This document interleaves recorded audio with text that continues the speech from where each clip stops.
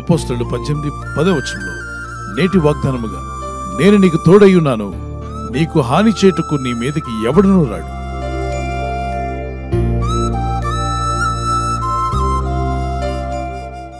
అపోస్తలుడైన పౌలు గారు దేవుని సువార్త ప్రకటించడానికి ఆయా ప్రాంతాలకు వెళ్తుండగా ఏథెన్స్ మరియు మాసిదోనియా, కొరంథీ ప్రాంతాల్లో కొందరు యూదులు పనిగట్టుకొని ఈ మతపిచ్చి కలిగినటువంటి వారు అపోస్తలుడైన పౌలు గారికి హాని చేయాలని, కీడు కలిగించాలని, పలు విధాలుగా నష్టం కలిగించాలని అతని విరోధంగా మాట్లాడుతూ అతని మీద దాడి చేసే విధంగా వస్తుండగా ఆ కొరంథీ పట్టణంలో ఆయన రాత్రి ప్రార్థన చేస్తున్నప్పుడు అపోస్తలుడైన పౌలు గారికి దేవుడిచ్చిన దర్శనం ఏంటో తెలుసా? నువ్వు భయపడక మాట్లాడు, నేను నీకు తోడై ఉన్నాను, నీకు హాని చేటుకు ఎవడను నీ మీదకి రాడు. ఈ హామీ ఇచ్చింది ఆ వీధిలో పెద్దలో, ఆ సంఘ పెద్దలో, ఒక గ్రామ పెద్దలో, పట్టణానికి చెందినటువంటి వారు కాదు, కానీ రాజకీయ నాయకులు కూడా కాదు. సృష్టికి కర్త అయిన దేవుడే హామీ ఇస్తున్నాడు. ఏమనంటే నీ మీదకు హాని చేటుకు ఎవడనూ రాడు. ఎందుకో తెలుసా? నేను నీకు తోడై ఉన్నాను. ఎందుకు రారు? వాళ్ళు రావాలనుకున్నారు, పౌలు గారి మీదకి విరోధంగా వచ్చారు, ప్రయత్నాలు చేస్తున్నారు, ఆయన్ని ఇబ్బంది పెట్టాలని, ఆయనకి శ్రమ కలిగించాలని, ఆయనకి విరోధంగా మాట్లాడుతూ పలు విధాలుగా ఆయనకి దుఃఖం కలిగించే విధంగా చేస్తున్నప్పటికీ ప్రభు వెంటనే మాట్లాడుతున్నాడు దర్శనమందు, నా కుమారుడా పౌలు, నువ్వు భయపడకమో, నువ్వు భయపడొద్దు, నేను నీకు తోడై ఉన్నాను, కాబట్టి నీకు హాని చేటుకు ఎవడను నీ మీదకి రాడు. What a wonderful promise. దేవుని యందు విశ్వాసం ఉంచి ప్రార్థిస్తున్న మీ జీవితాల్లో కూడా ఈ వాగ్దానం ప్రభు నెరవేర్చునుగాక. మీ మీదకు హాని చేయడానికి ఎవరన్నా వస్తున్నా మీకు తోడై ఉన్న ప్రభు వారిని మీ మీదకు రాకుండా ఆపగల శక్తివంతుడు. కొన్నిసార్లు మనం అనుకుంటున్నట్టు మనుషులందరూ శాంతమూర్తులు కాదు. ఇందులో క్రూరులు ఉంటారు, దుష్టులు ఉంటారు, భక్తిహీనులు ఉంటారు. మరి భక్తిహీనుడట ఇతరులకు హాని చేయాలని అనుకుంటూ ఉంటాడంట. భక్తిహీనుని యొక్క మనసు ఎలాంటిదంటే, భక్తి లేని వారి మనసు కీడు చేయగోరను, వాడు తన పొరుగువానికి ఆయనను దయతలచడు. లేచిన దగ్గర నుండి, తెల్లవారు లేచిన దగ్గర నుండి పడుకునేంత వరకు వీరి మనసంతా తొందర పెడుతూనే ఉంటుంది. ఏమని? కీడు చేయి, కీడు చేయి, ఇతరులకు కీడు చేయి, వారికి నష్టపరచు, వీరికి విరోధంగా మాట్లాడు, వారికి విరోధంగా మాట్లాడు, వీళ్ళకి విరోధంగా వీడియోలు చేయి, అదిగో పలానా వ్యక్తిని దూషిస్తూ వీడియోలు చేయి, వీడియోలు అప్లోడ్ చేయి. ఎందుకంటే వాళ్ళు ఉన్న భక్తిహీనత ఇతరులకు కీడు చేసే విధంగా వారి మనసును ప్రేరేపిస్తూ ఉంటుంది. భక్తి ఏమో ఇతరులకు మేలు చేసేలా ప్రేరేపిస్తుంది భక్తి గల వారి యొక్క మనసు. అందుకే భక్తిహీనుని మనసు, భక్తిహీనుల మనసు చాలా భయంకరమైంది కదా. వారి మనసు కీడు చేయగోరును, వాడు తన పొరుగువాని మీద దయతలచడు. అయ్యో మన వీధిలో వాళ్లే కదా, మన పక్కింటి వారే కదా, మన సంఘస్థుడే కదా, మన ఆత్మీయులే కదా, మనకు తెలిసిన వారే కదా, వారిని ఎందుకు బాధ పెట్టాలని ఆలోచించరు. ఎంత త్వరగా బాధ పెడదామా, ఏ విధంగా వాళ్ళని హింసిద్దామా, దుఃఖపరుద్దామా, ఇలాంటి మనసు కలిగిన వారు భక్తిహీనులు ఎందరో ఉన్నారు. ఎక్కడ? మీ చుట్టూ ఉన్నారు, మా చుట్టూ ఉన్నారు, ప్రపంచమంతటా ఉన్నారు. అలాగే భక్తి గలవారు కూడా ఉన్నారు. ఈ కీడు చేసే మనసుతోనే యూదా మతానికి చెందినటువంటి వారు అపోస్తలుడైన పౌలు గారు వారికి సువార్త ప్రకటిస్తుండగా ఆయనకి ఇబ్బంది కలిగించడానికి ఏథెన్స్ ప్రాంతంలోను, మాసిదోనియాలను, కొరంథీ పట్టణంలో కూడా వచ్చి వారిని ఇబ్బంది పెట్టడానికి ప్రయత్నం చేసినప్పుడు పౌలు భక్తులు మరి ఆయన దేవుని సన్నిధిలో ప్రార్థించినట్టున్నాడు. ఆయన వ్యతిరేకిస్తున్న వారి గురించి ఆయన ప్రార్థన చేశాడు. అందుకే దర్శనమందు ప్రభు రాత్రి ఆయనతో మాట్లాడుతున్నాడు, మీకు హాని చేయడానికి ఏ వ్యక్తి కూడా మీ మీదకి రాకుండా నేను చూసుకుంటాను. గొప్ప హామీ ఇస్తున్నాడు. ఈరోజు మీ జీవితాల్లో కూడా కొన్ని ఇబ్బందులు, శ్రమలు, కష్టాలు పెట్టేవారు ఎవరైనా ఉంటే మీ పరిస్థితులను చూసి కృంగిపోయి బాధపడుతూ నాకెందుకు ఇలా అవ్వాలి, నాకెందుకు ఈ శ్రమ, నాకెందుకు ఈ బాధ, నాకెందుకు ఈ వేదన అంటూ మిమ్మల్ని మీరు ప్రశ్నించుకుంటూ మీ మనసును గాయపరచుకోకండి. దేవుని సన్నిధిలో ప్రార్థన చేయండి. పరిస్థితులు బాగాలేదా, వాటి గురించి దేవునితో మాట్లాడండి. కొంతమంది మనుషులు పనిగట్టుకొని మీకు విరోధంగా మాట్లాడుతున్నారా, వారి గురించి కూడా దేవునితో మాట్లాడు. నీకు శత్రువులున్నా, నీకు విరోధులున్నా, నిన్ను శ్రమ పెట్టి బాధ పెట్టేవారున్నా వారి గురించి దేవునితో మాట్లాడు ప్రార్థనలో. దేవుడు నీకు తోడై ఉండి ఏ వ్యక్తి కూడా నీకు హాని చేయకుండా ఆయనే కాపాడుతానని వాగ్దానం చేశాడు. ఈ వాగ్దానం ఎత్తి ప్రార్థన చేయండి. ప్రభువా, నాకు కానీ, నా కుటుంబానికి కానీ, సంఘానికి, పరిచర్యలకు, సువార్త పనులకు, అలాగే నీ ప్రజలందరూ కూడా, నీ భక్తులు నీ యందు విశ్వాసం ఉంచి ప్రార్థిస్తున్న వారికి విరోధంగా మాట్లాడుతూ కీడు చేయాలని తలపెట్టేటువంటి భక్తిహీనుల గుంపు ఎక్కడికి వెళ్ళినా ఉంది నాయన. అట్టివారు మాకు హాని చేయకుండా కాపాడుతారని వాగ్దానం చేశావు. నీ వాగ్దానం మా పట్ల నెరవేర్చమని ప్రార్థన చేయండి.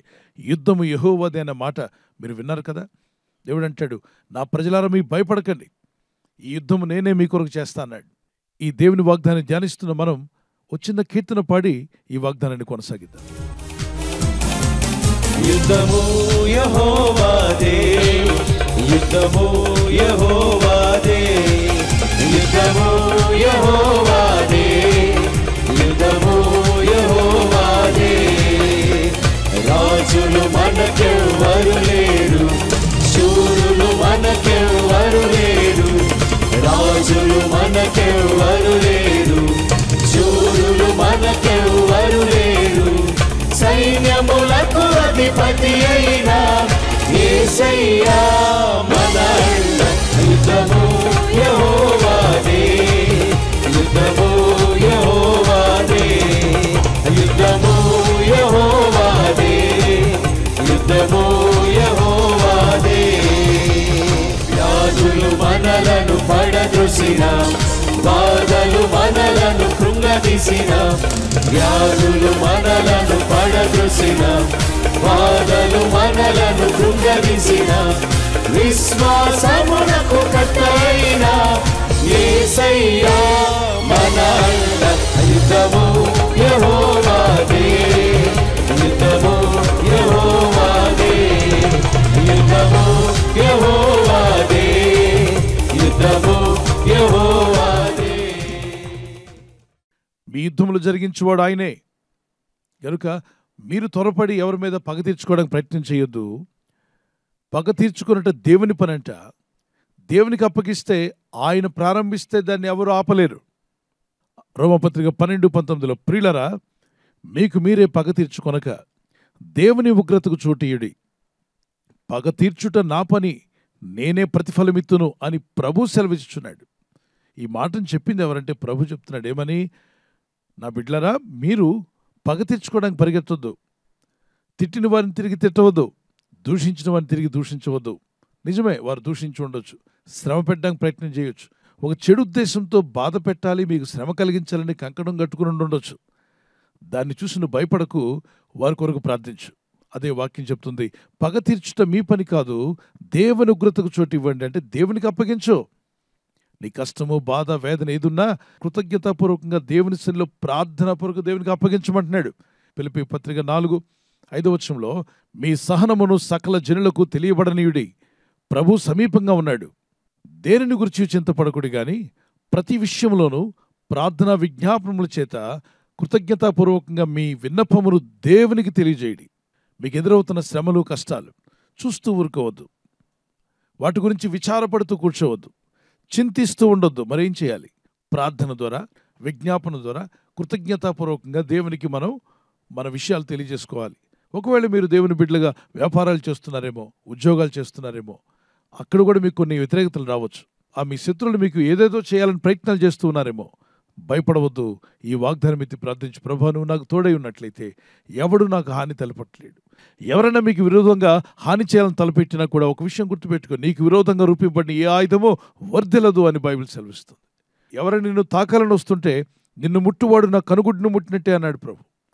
అంటే దాని అర్థము, దేవుని పిల్లలకు హాని చేయాలని తలపెట్టినటువంటి వారు కానీ, కీడు కలిగించాలని ప్రయత్నం చేస్తున్నా వారు మీ మీదకు రాకుండా వారికి మీకు మధ్యలో ప్రభువు నిలిచి ఆయన ప్రజలను మీకు జయమిచ్చునుగాక. షల్ వి ప్రే. పరలోకమందున్న మా తండ్రి, ఎంతో చక్కని వాగ్దానం మాకు దయచేశారు.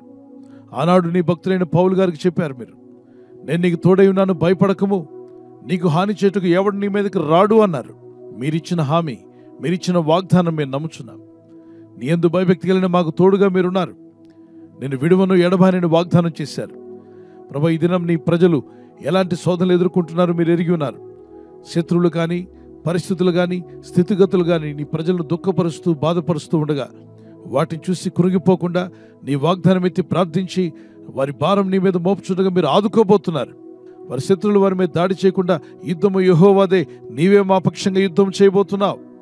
మా శత్రువులను మేము క్షమిస్తున్నాం, మా విరోధులను మేము క్షమిస్తున్నాం. ఇదిగో నీకు అప్పగించుకుంటున్నాం.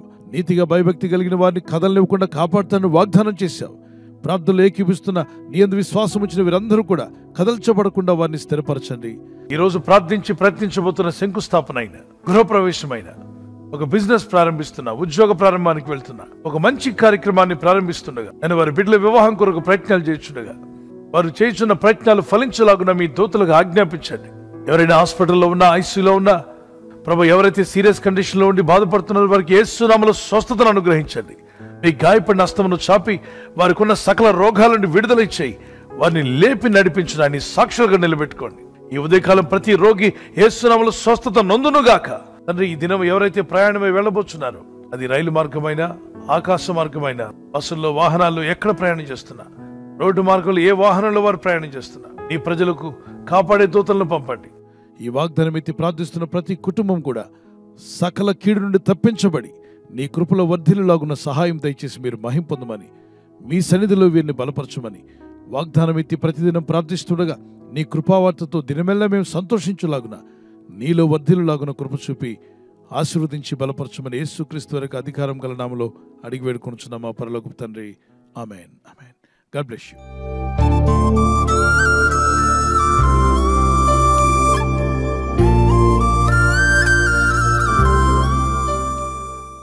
బర్త్డే జరుపుకున్న వారికి happy birthday to you all.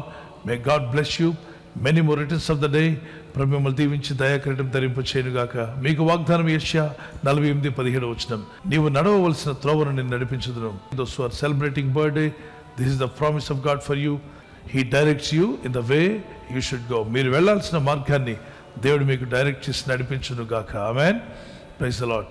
మరి వెడ్డింగ్ యానివర్సరీ జరుపుకున్నకి happy anniversary. Many more returns of the day. God bless you. ప్రభు రాకడ ఆలస్యమైతే మీరు silver jubilee, golden jubilee, platinum జరుపుకునే కృప కూడా దేవుడు మీకు దయచేయునుగాక. నేను మీకు ఖ్యాతిని, మంచి పేరును తెప్పించుదును. I will give you honour and praise. Zephaniah 3:20 వచనం. ఈ వాగ్దానాన్ని బట్టి దంపతులని మిమ్మల్ని దేవుడు దీవించి ఒకరి పట్ల ఒకరు ప్రేమానురాగాలు పెరిగినట్లు, love and affection may increase between husband and wife. Nothing in the world can come with you but show your love and affection. They will never forget. May God bless you. ఒకరి పట్ల ఒకరు సహనము, ప్రేమ కలిగి ఉండేవారుగా ప్రభు మీ కుటుంబాలను ఆదర్శ దంపతులుగా మార్చునుగాక. ఆమేన్. God bless you. ఈ ఛానల్ మీరు సబ్స్క్రైబ్ చేసుకోవడం వలన 2 పనులు జరుగుతున్నాయి. ఒకటి, సువార్త జరుగుతున్నది, ఆత్మలు రక్షించబడుతున్నాయి. రెండవది, పేదలకు, అనాథలకు ఈ ఛానల్ ద్వారా సహకారం అందించడం జరుగుతుంది. మనం సబ్స్క్రైబ్ చేసుకోవడం వలన అందరికీ సహాయం చేసిన వారమవుతున్నాం. ఖచ్చితంగా ఈ యూట్యూబ్ ఛానల్ ను సబ్స్క్రైబ్ చేసుకొని బెల్ బటన్ ను క్లిక్ చేయండి. మీకు వెంటనే మెసేజెస్ పంపబడతాయి.